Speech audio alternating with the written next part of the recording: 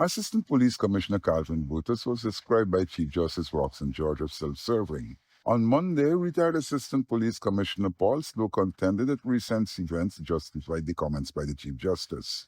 In his most recent lawsuit, Brutus is claiming racial discrimination. Sir, that in the last quarter of 2020, at a meeting involving the Vice President, Ministers of Government, Commissioner of Police, and other government officials, a directive was given by Vice President that the structure of the Guyana Police Force should mirror the ethnic composition of the population in Guyana. This would be reflected in the areas such as recruitment, promotion, and training.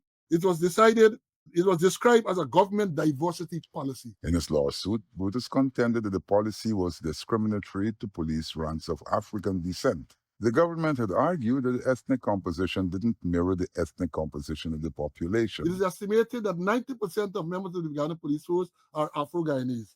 He goes on to say, in the immediate aftermath of that policy, unqualified officers of the force were seen ascending to positions and opportunities ahead of other officers who were more suitably qualified because of their race.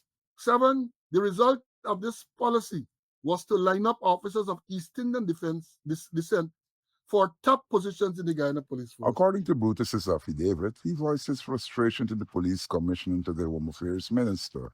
Slowe said that from the evidence, there's a lot wrong in the police force. He was part of the thing because he was transferred to admin from the 16th of August. The government came into being in the 2nd. They brought him there in August, and he did allude to the fact that he was part of the thing and moving people. All of a sudden, you see the Indian officers assuming command position.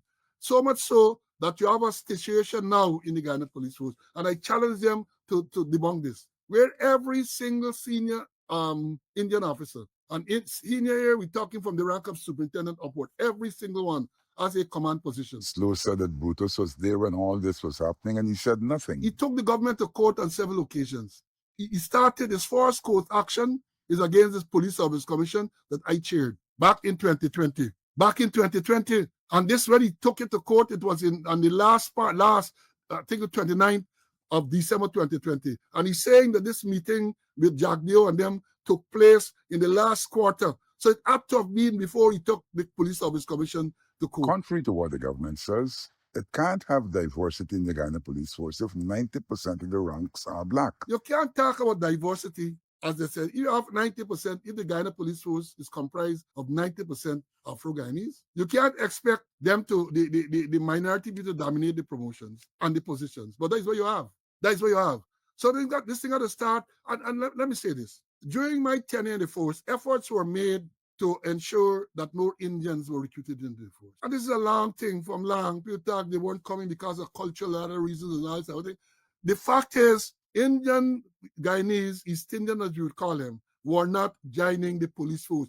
The now deceased former Police Commissioner Laurie Lewis, way back, sought to assist the ethnic shift. He opened the police training college at Adventure Quarantine and another at Saudi on the Escobar Coast. The situation didn't change.